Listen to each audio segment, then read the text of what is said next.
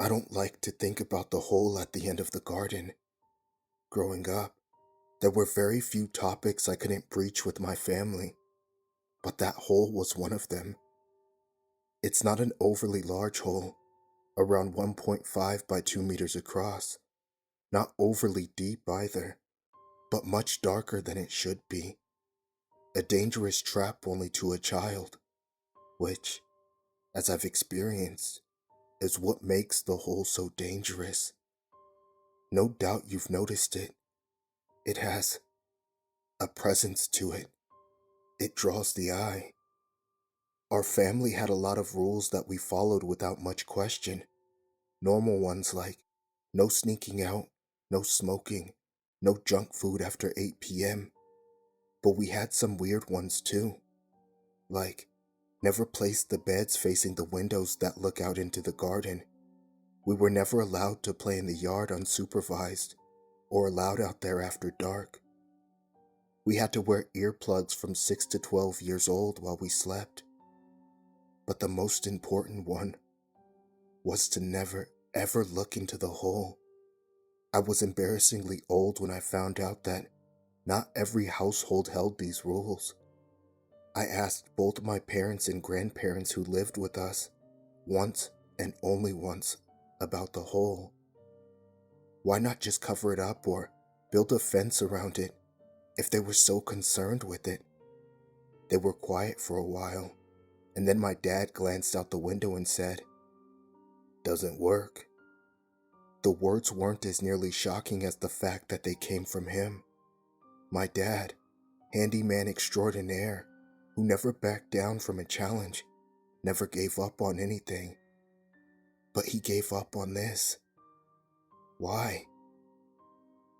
I think that was the first time I began to realize that there was something wrong with that hole. It only got worse.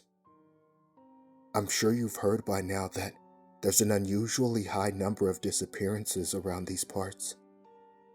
Not frequent enough to alarm authorities, but if you were to look back through the decades, the numbers grow uncomfortably high. Did you read about them? Did any stick out to you? A pair of blue eyes, a face with a gorgeous grin? My grandfather never called them disappearances, despite the fact that no bodies were ever found. With every announcement, he would share a knowing glance with my grandmother over the morning newspaper. Coincidentally, we would receive with renewed gusto a stern lecture about keeping away from the hole. I never really believed him because it all just seemed so implausible. The disappearances had no pattern to them. It didn't discriminate. How could a grown adult fall down a barely 3-foot deep hole and disappear? What would possess them to come into our garden? The hole wasn't visible from the road.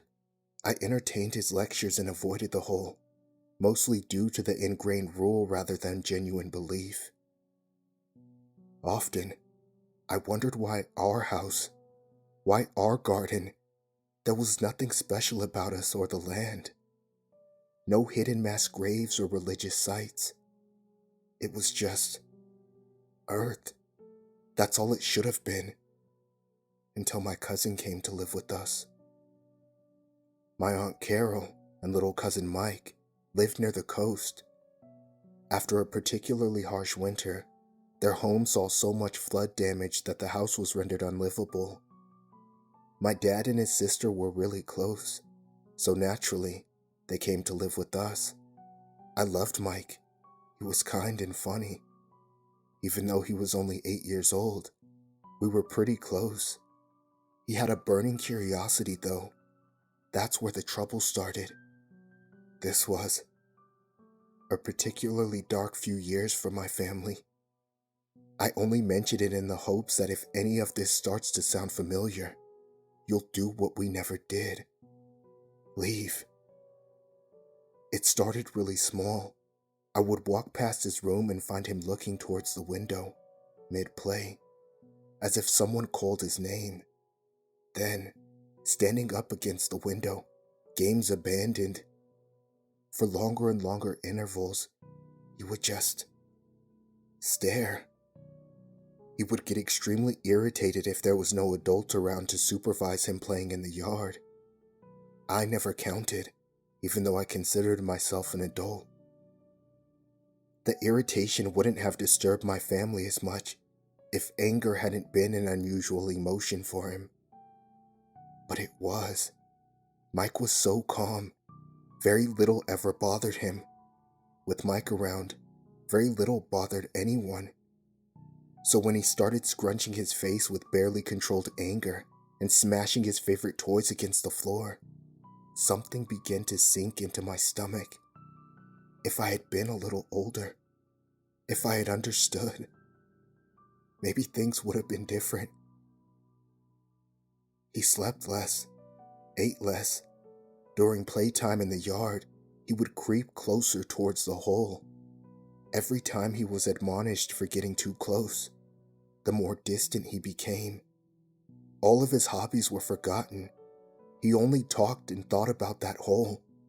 My family acted unbothered, but I could feel the tension in the air. When he started asking questions, I would often hear the five of them talking in hushed tones in the kitchen. What was the hole? Why can't he play in it? He would be oh so careful. He promised. Why won't they let him in the hole? Why?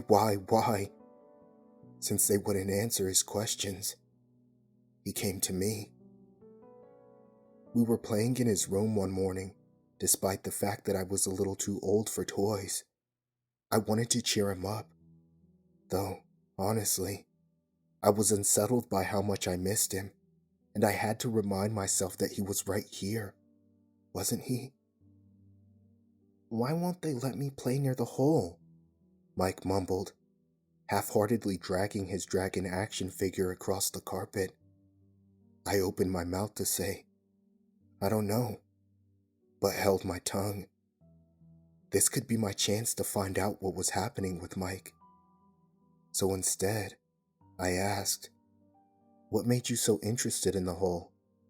I tried to keep my voice as casual as I could, and sailed the small plastic car across the air and let it crash on the floor in spectacular fashion, adding an explosion sound effect for good measure. Mike became fidgety, eyeing the slightly ajar door.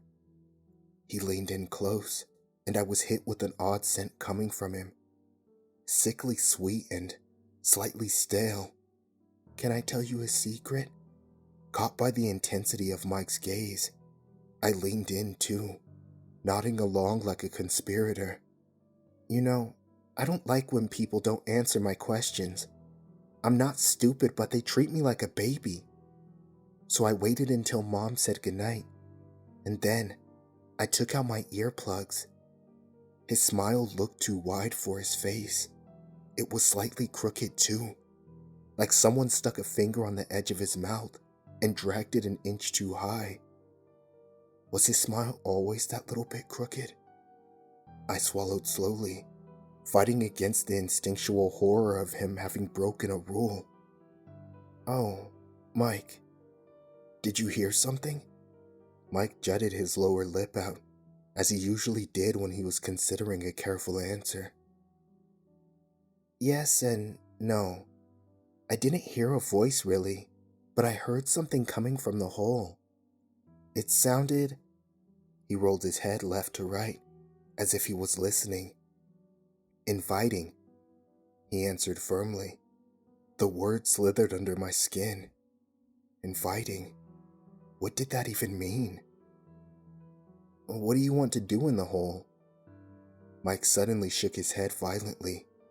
I don't want to talk about the hole anymore. If I talk about it, it makes me want to go, and I can't. His face twisted, and there was bitterness in those words that worried me. Go. Go where? I made a mistake that day. Only when I hope, if any of this sounds familiar, you won't make.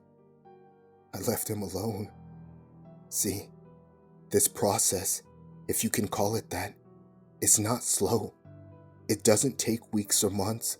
It's not gradual, evolving to the point where you absolutely can't deny what's happening.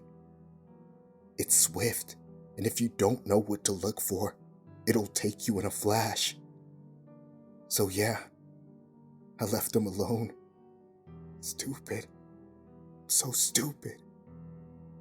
Closing the door behind me, I walked as quickly as I could without arousing suspicion from Mike.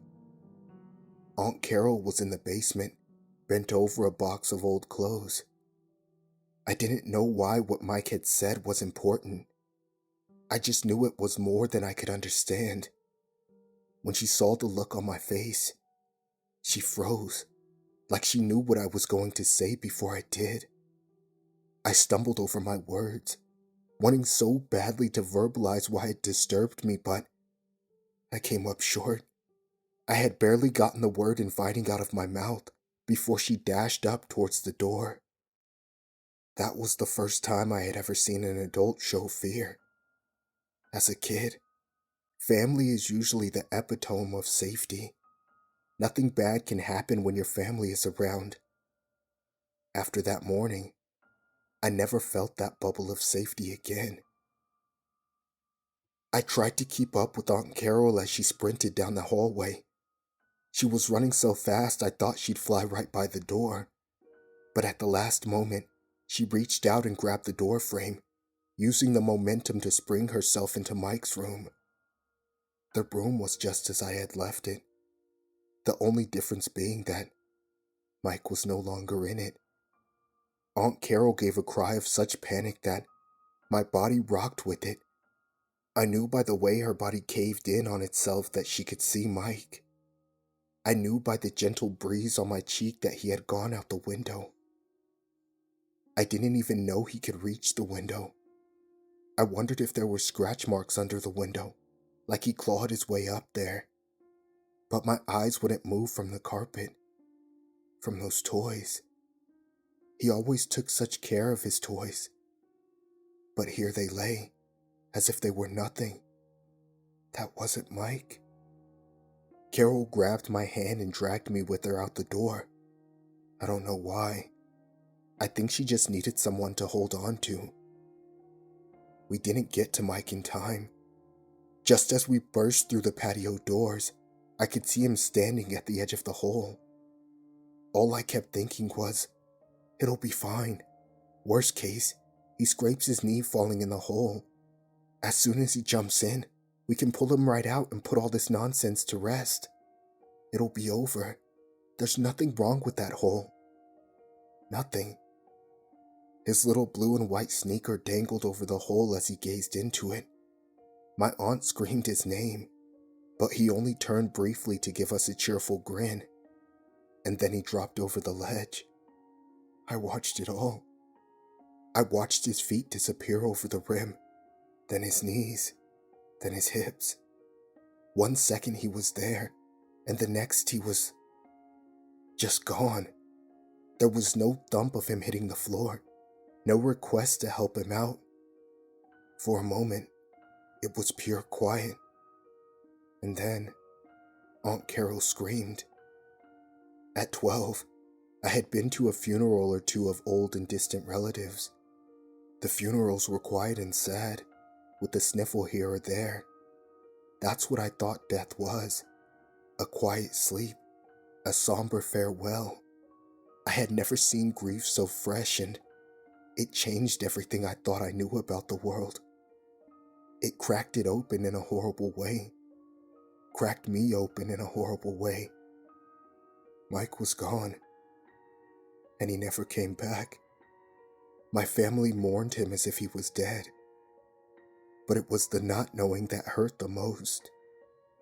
I haven't seen my aunt in years. I don't know what that hole is, or why it's there, or what it does with the people it takes. I only know what I saw. This was to be my burden, but now it's yours. I can only pray that you will listen. Don't let your son near that hole. Don't leave him unsupervised in the garden, and if he ever seems to listen to something inviting, do not hesitate to run, because it will not hesitate to take him. I won't hope that you will forgive me, I only hope that your son is not curious